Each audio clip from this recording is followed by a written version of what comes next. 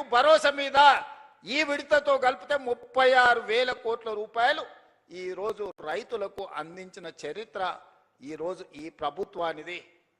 అదే విధంగా కాంగ్రెస్ వస్తే కరెంట్ ఉండదు, కాంగ్రెస్ వస్తే రైతులకి కరెంటు కష్టాలన్నారు.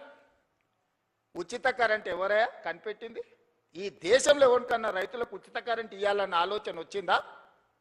ఆనాడు డాక్టర్ వైఎస్ రాజశేఖర రెడ్డి చేవెళ్ల నుంచి ఇచ్చాపురం వరకు పాదయాత్ర చేసినప్పుడు తెలంగాణ రైతాంగం అందరూ కాలిపోతున్న మోటార్లు, పేలిపోతున్న ట్రాన్స్ఫార్మర్లు చూపించి మా రైతుల కన్నీళ్లు తీరవాలే, తెలంగాణ వ్యవసాయం మొత్తం కరెంటు మోటార్ల మీద ఆధారపడ్డ వ్యవసాయం అంటే కాంగ్రెస్ పార్టీ ఎన్నికల మేనిఫెస్టోలో పెట్టి ఉచిత కరెంటుని దేశంలో కనిపెట్టిందే కాంగ్రెస్ పార్టీ. ఉచిత కరెంటు కాంగ్రెస్ పార్టీ పేటెంట్. ఏ సన్నాసన్న ఉచిత కరెంటు మాది అన్నాడంటే మా అక్కలు చీపురు కట్ట మలిపి కొడతారు. ఆ ఎల్ల చాలా మంది అన్నారు ఉచిత కరెంట్ అంటే బట్టలు ఆరేసుకోవాల్సి వస్తుందని. ఇచ్చి చూపించి రాజశేఖర రెడ్డి గారు 2004 ముఖ్యమంత్రిగా ఎల్బీ స్టేడియంలో ప్రమాణ స్వీకారం చేసినప్పుడు 7 గంటల ఉచిత కరెంటుతో పాటు వందలాది కోట్ల రూపాయలు రైతుల కరెంటు బిల్లులను రద్దు చేసి లక్షలాది మంది రైతుల మీద ఉన్న క్రిమినల్ కేసెస్ రద్దు చేసిన సంతకం, మొట్టమొదటి ఫైల్ మీద సంతకం ముఖ్యమంత్రిగా వైఎస్ రాజశేఖర రెడ్డి గారు కాంగ్రెస్ పార్టీ 2004 సంవత్సరంలో సంతకం పెట్టింది కాంగ్రెస్ పార్టీ కాదా? ఇవాళ గుడ్డొచ్చంట కోడిని బెదిరించిందంట. ఈడెవడో వచ్చి మేమిచ్చిన ఉచిత కరెంటుకు నీ ఖాతాలో రాసుకొని కాంగ్రెస్ వస్తే కరెంటు కష్టాలు అన్నాడు. ఆ ఉచిత రైతు కరెంటుకు ప్రతి నెల మా బట్టి విక్రమార్క గారు ఆర్థిక మంత్రి ఆయనే, విద్యుత్ శాఖ మంత్రి ఆయనే, ఎడమ చేత్తో ఇస్తుండు, కుడి చేత్తో తీసుకుంటూ నెలకు 1000 కోట్ల రూపాయలు ఇవాళ రైతులకు ఉచిత కరెంటు మీద 30,000 కోట్ల రూపాయలు 30 నెలల బట్టి విక్రమార్క గారు ఉచిత 24 గంటల ఉచిత విద్యుత్ కోసం రైతుల కోసం 30,000 కోట్ల రూపాయలు ఈనాటికి మనం ఖర్చు పెట్టినాం.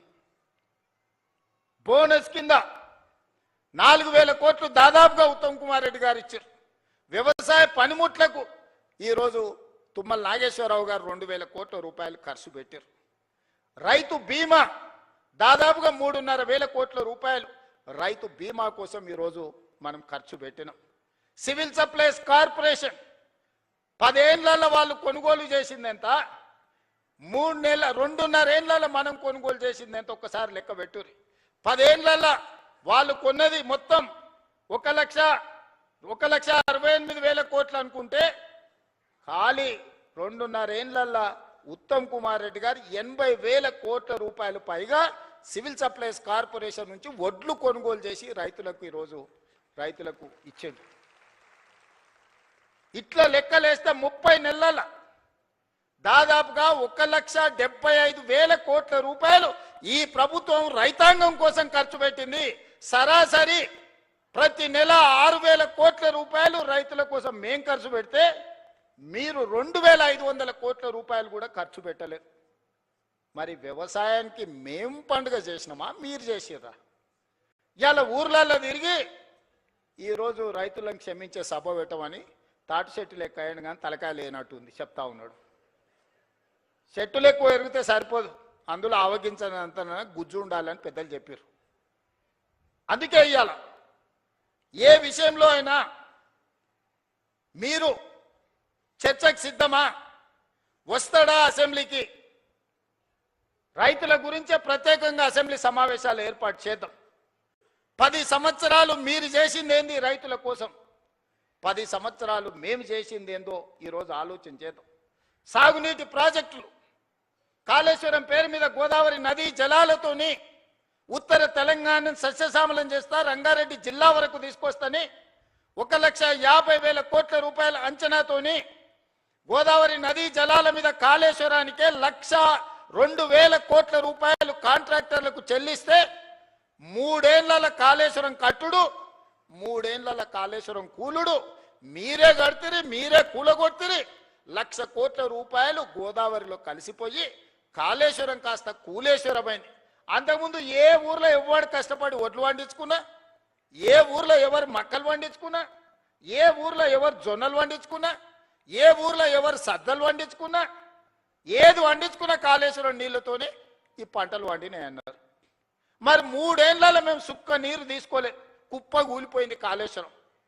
సంవత్సరానికి కేవలం ఒడ్ల గురించే నేను చెప్పదలుచుకున్నా, 2,88,00,000 మెట్రిక్ టన్నుల ఒడ్లు పండించి తెలంగాణ రైతాంగం తమ రక్తాన్ని చెమటగా మార్చి దేశంలోనే తెలంగాణ రాష్ట్రాన్ని నెంబర్ 1 గా నిలబెట్టింది తెలంగాణ రైతాంగం కాదా?